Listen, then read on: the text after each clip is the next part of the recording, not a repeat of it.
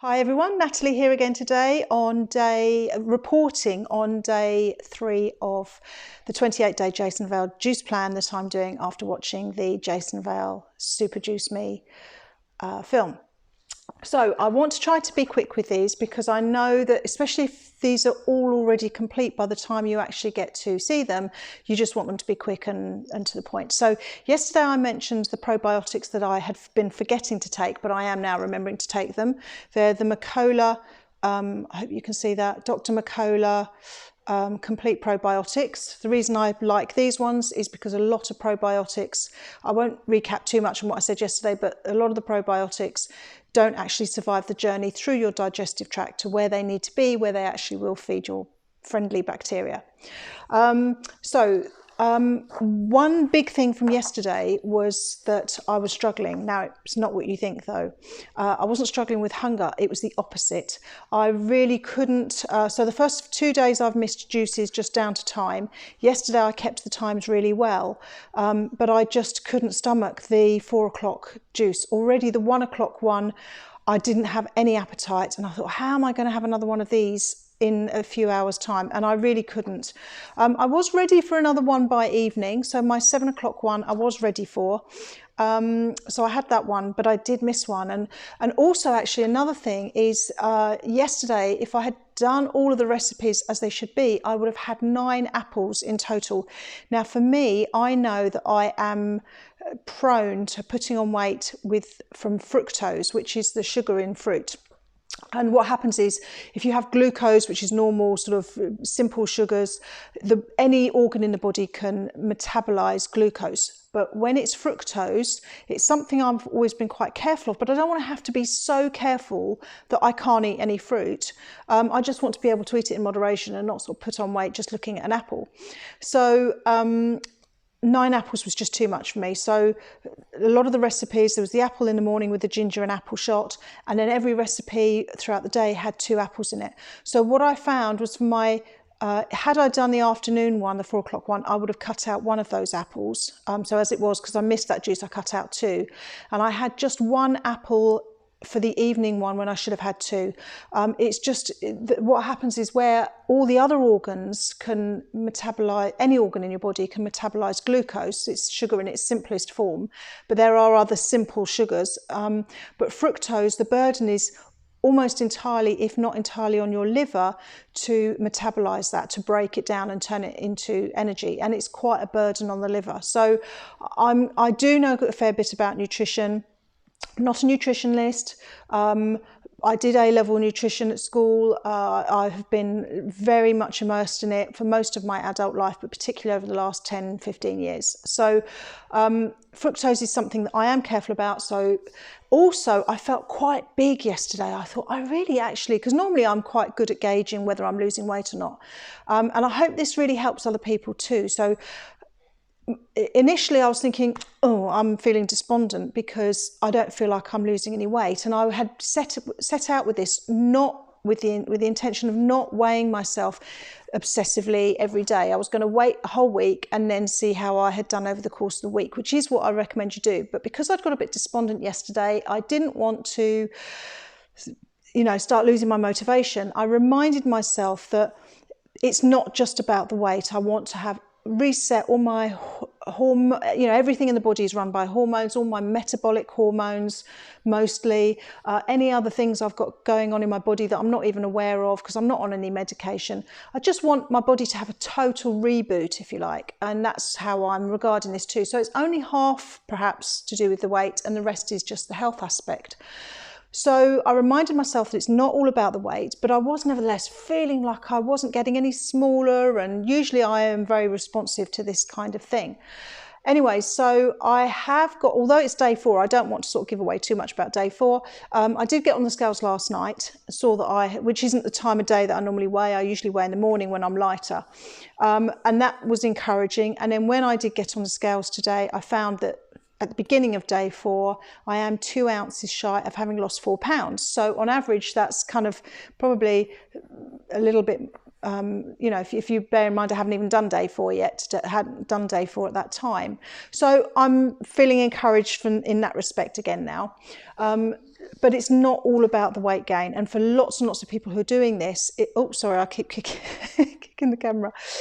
For lots of other people doing this, I know that for them, it's something beyond weight loss as well, or in addition. A few quick things. The pulp, I am throwing away so much pulp. We have got a composter, but there are certain things that I won't put in there, like ginger, which is a bit sort of strong for the worms. So we had our rubbish collected yesterday, and in the course of one day we have we have little brown food waste bins that will get collected every week. But I happen to know that nearby the dustmen go and do the rounds again today. So yesterday's pulp, I had already cleared my bins yesterday, and yesterday's, just from not even a full day yesterday, I already had a fair bit of pulp just from one day. So I went stalking the dustmen and chasing them. A few quick tips: if you buy pineapples and you've got a dustbin day looming, you might want to cut off, without actually cutting through the fruit, you might want to just cut off the spiky bits of the pineapple and chuck those in the bin when the dustmen are coming. What I've decided, I'll probably try and see if I can do it this way, so I'm not throwing away so much pulp, although it does all get recycled in, because it's only compostable waste in that food bin that we're allowed to give to the dustmen. We have got a composter. I've said that, sorry. But what I'm going to start doing is the order of items, because I've got a slow juicer, this slow juicer that just takes anything. It's not so important, as far as I understand, the order that you put the items in. So what I'll start doing is the things that I know I can compost, I'm going to do those first and then capture those, and then they can go in the compost, and then anything that can't, if I do those last, I can have changed my container to catch the pulp, and then that will hopefully dramatically reduce how much, and my dustmen aren't going to know what's going on here, because normally I have so little rubbish because I recycle everything myself and most stuff goes in the composter. We have virtually nothing. So suddenly I'm now going to have mountains of pulp. I did try putting it out for the birds the other day. They weren't that interested. I don't think they've even taken what I'd put out there from day one. Right, trying to whiz through this. I am spending more time on this than I need to be, but that's because I'm at home at the moment and I've got the time to clean the juicer every time and to make each juice fresh, so I'm having them as fresh as possible. That said, you can, like Jason Vale says, you can freeze them. I would say freezing is probably a pretty good thing to do, because that really does retain the nutrients quite well, cover it. Also, the juicer that I've got has got a vacuum pump in it, which allows you to get all the air out so you don't have this oxidation. So I could make them advance, but I just have this thing in my mind at the moment that I would really like to be making them and drinking them straight away. One good thing actually about the washing up that I've found is that Jason Vale says that with the thickies, now a thickie is, you make a juice and then you add some items to it that you can't put through a juicer. So it might be banana, it might be avocado or berries like it was today. And with the blended ones, the thickies, so you put the juice in, the juice is the core liquid for the drink, and then you put it all together in a blender with these other items that don't go through the juicer. So you have 2 of those a day, and you have 2 just neat juices which aren't blended with anything. But with the blended drinks, what he says is don't drink them too fast because it overloads your system. Now, I didn't know this before, and especially the one today, I could have scoffed that down in seconds. But slow down. He suggests to drink them as slowly as you would eat it if you were eating the whole food.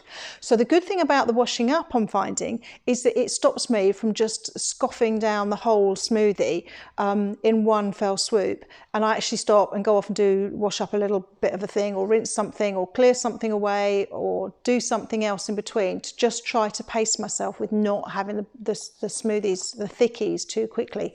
The juices, I don't think it's so much of a problem, but because obviously you've got some actual whole foods blended in there as well, you do need to just let your system sort of have it introduced relatively slowly. Sleep, I just wanted to talk about sleep. Now, I'm somebody who gets up umpteen times in the night for a wee, so I am still doing that, but what I'm not doing, which I used to do all the time, is I'm not staying awake for potentially hours afterwards. My mind starts kicking in, and I start thinking about things, although I've got quite a few techniques to how to not do that. But sometimes my mind just is a bit of a dog with a bone. I'm sure you all know what I'm referring to, and you have the same thing sometimes. So although I've got some techniques to help me deal with that, and they are really quite effective, maybe I'll do a different video about that some other time. I am finding that I get up, go to the loo, and I come back and I'm straight back to sleep again. And I'm feeling really tired at bedtime as well. What else? I haven't had any headaches apart from day 2, which I think was just a hormonal thing, which I am prone to. No headaches since at all. Now, one of the reasons I wanted to address something, one other thing quickly, water. I have been forgetting to drink enough. So, but the last couple of days, I have been trying to remember to drink some water as well, not just rely on the juices all day for my drink, for my liquids. So really I just wanted to wrap this up with saying that I hope this video where I'm saying that I haven't been hungry, in fact I've had the opposite problem, I haven't really had any major sort of headaches apart from that one day, which I believe was totally unrelated, and even if it wasn't, it's only one day so far, and the sleep and all these things.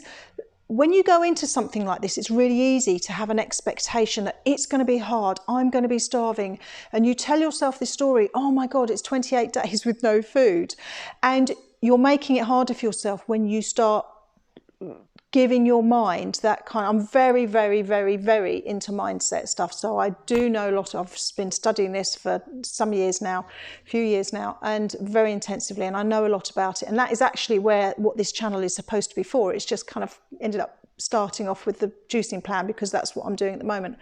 But your mindset, Jason Vale talks about this, it is so critical. If you go into it with a sense of deprivation or this is going to be hard, if your expectation is that it's going to be hard, you're giving your brain a goal that you don't want it to have. You're saying to your brain, this is how I think it's going to be, and your brain will go, oh, okay, we like being, the egoic mind loves to be right, and it will say, right, let's produce the evidence.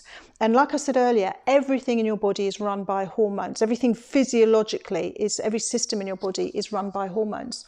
And if you are, all it will do is release the hormones that make you feel hungry, because you're giving the brain that message, and the brain is what controls the hormones, and you're going to start having evidence of your expectations. So try to think, actually focus on, this is going to be so amazing, this is going to clean all my body out, it's going to reset everything, it's going to be so good for me, it's going to be a really good experience, not just physiologically from the health perspective, but also, wow, I'm going to get to the end of it and realize I didn't think I could do this, and I've done it.